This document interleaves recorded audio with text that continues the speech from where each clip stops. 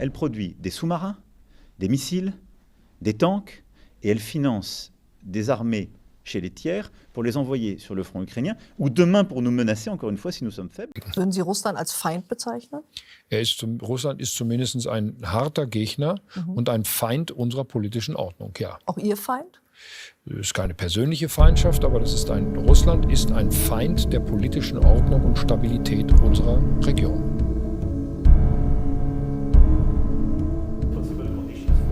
Kita selalu melihat para politisi Eropa berlomba-lomba mengeluarkan pernyataan keras terhadap Rusia. Namun sekarang, satu demi satu, terdengar nada yang sama sekali berbeda. Eropa tiba-tiba ingin memulihkan hubungan dengan Rusia. Europe is the brain. Asia are the hands. South America is the blood.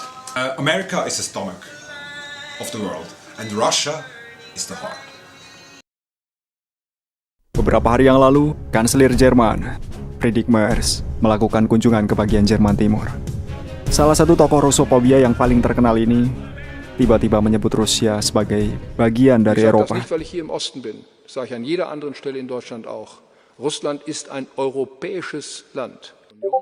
Merz bukan satu-satunya.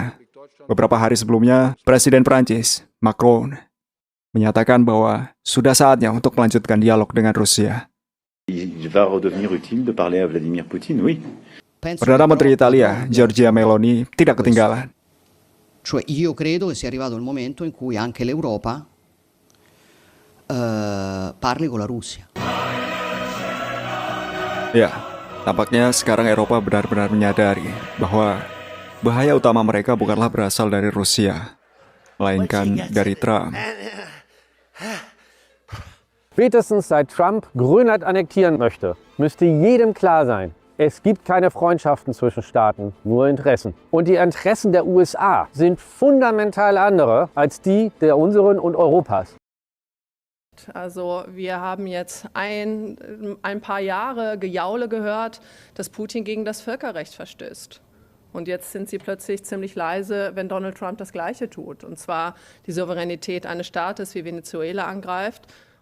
Donald Trump seperti biasa dengan nada mengancam bersikeras bahwa Greenland sangat penting bagi keamanan Amerika Serikat dan seharusnya menjadi negara bagiannya.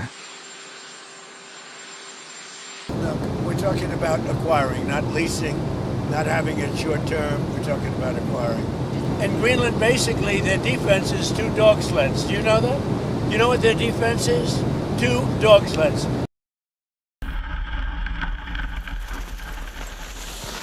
Perdana Menteri Greenland menanggapi dengan jelas dan tegas. Grønland vil ikke ejes af USA. Grønland vil ikke styres af USA. Grønland vil ikke være en del af USA. Nu står vi med en geopolitisk krise, og hvis vi skal vælge mellem USA og Danmark her og nu, så vælger vi Danmark. Vi vælger NATO. Vi vælger kongeriget Danmark. Vi vælger EU. Ini bukan pernyataan yang diucapkan dalam suasana emosi sesaat. Pasal 5 Perjanjian Atlantik Utara adalah prinsip dasar pertahanan kolektif NATO. Jika Denmark menggunakannya terhadap anggota NATO lainnya, akan muncul paradoks yang absurd yang dapat menghancurkan aliansi tersebut. Sekutu akan dipaksa untuk membela satu anggota melawan anggota lainnya, sehingga klausul pertahanan kolektif menjadi tidak berarti sama sekali. Jadi, perpecahan di dalam NATO bukanlah sekedar isu. Untuk pertama kalinya dalam waktu yang lama, Eropa secara serius menganggap Amerika Serikat sebagai ancaman, bukan sebagai pelindung.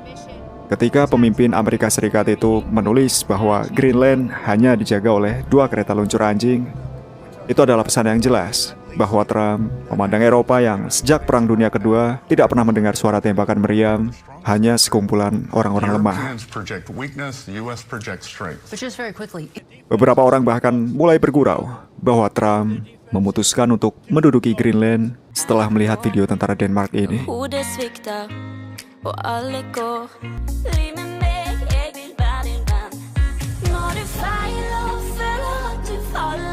Setelah pernyataan Trump, pesawat pertama yang membawa para personil militer dari beberapa negara Eropa tiba di Greenland.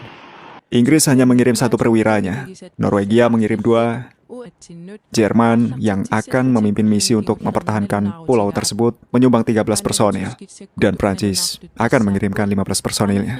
Jadi total hanya ada 31 tentara yang kemudian menimbulkan banyak komentar negatif.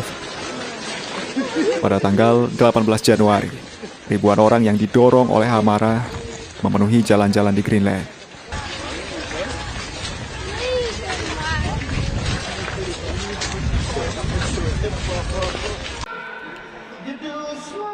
Di Copenhagen, ribuan orang turun ke jalan. Mereka membawa spanduk yang menghina Trump dan menyanyikan lagu-lagu nasional.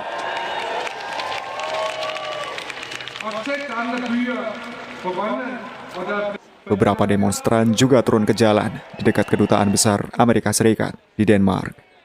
Namun, Trump tetap tidak terkesan dengan kemarahan rakyat Denmark maupun Greenland, dan justru memberlakukan tarif 10% untuk semua barang dari Denmark, Norwegia, Swedia, Prancis, Jerman, Inggris, Belanda, dan Finlandia.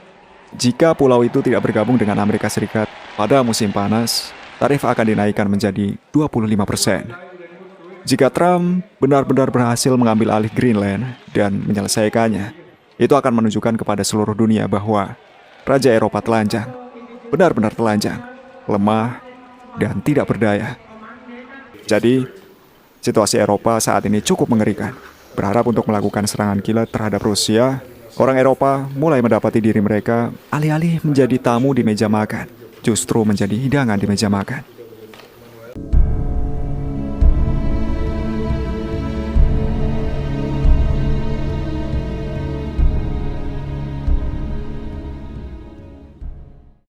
Kekecewaan terhadap Trump dan Amerika Serikat sangat jelas terlihat di mata orang-orang Prancis. Media Prancis melaporkan bahwa seruan untuk meninggalkan NATO mendapat respon positif di media sosial. Warga Prancis semakin sering mengatakan bahwa negara mereka tidak seharusnya tunduk pada perintah Washington. Clémence Goutet mengajukan resolusi yang menyerukan Prancis untuk menarik diri dari Aliansi Atlantik Utara. Seperti yang dijelaskan Goutet sendiri, gagasan untuk meninggalkan aliansi telah lama dibahas di Prancis, dan niat tersebut semakin menguat akibat kebijakan imperialis Amerika Serikat. Goutet menambahkan bahwa dalam keadaan seperti ini, Prancis tidak seharusnya berada di dalam aliansi militer yang dipimpin oleh negara yang secara terbuka melanggar hukum internasional. Karena hal ini dapat menyeret negaranya ke dalam petualangan Trump yang beresiko. Keluarnya Prancis dari NATO akan memungkinkan negara itu untuk memulihkan kemerdekaan militer dan diplomatiknya, serta kembali ke statusnya sebagai negara non-blok. Dan ini sama sekali bukan langkah untuk mengisolasi Prancis dari panggung dunia. Prancis dapat memulai kerjasama militer dengan pusat-pusat kekuatan lain, misalnya Tiongkok, Rusia, atau dengan negara-negara berkembang. Jadi, kami setuju dengan apa yang dicatat oleh surat kabar Berliner Zeitung. Apa yang dahulu dianggap sebagai sebuah khayalan, kini itu menjadi nyata. Lagi pula, tidak ada salahnya meninggalkan kapal yang akan karam.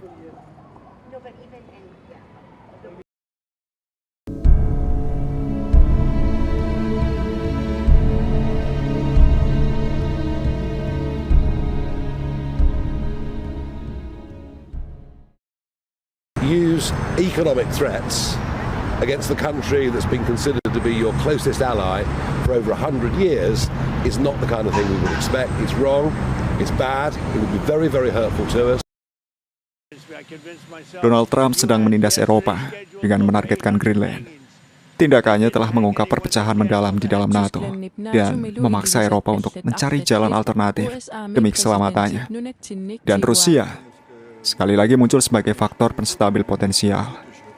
Apakah Rusia akan memaafkan dan menolong mereka? Beberapa minggu yang lalu bahkan mengajukan pertanyaan ini akan terdengar absurd. Tetapi hari ini, semuanya telah berubah. Di Rusia, ketidakhadiran Presiden Vladimir Putin yang luar biasa lama dari pandangan publik pada awal tahun 2026 telah memicu banyak spekulasi. Orang-orang terus menuntut tanggapan dari Putin, mulai dari serangan terhadap kediamannya, penculikan Maduro, kerusuhan di Iran, dan pembajakan kapal tanker Rusia di Atlantik Utara. Ilmuwan politik sekaligus pakar militer, Mikhail Alexandrov percaya bahwa Rusia sedang meninjau kembali kebijakan luar negerinya. Menurutnya, Peristiwa seperti penculikan Presiden Venezuela menunjukkan rapuhnya prinsip dalam hubungan internasional, serta tidak dapat diandalkannya berbagai perjanjian. Menurutnya, Presiden Rusia telah menyadari bahwa bernegosiasi dengan Donald Trump adalah hal yang sia-sia.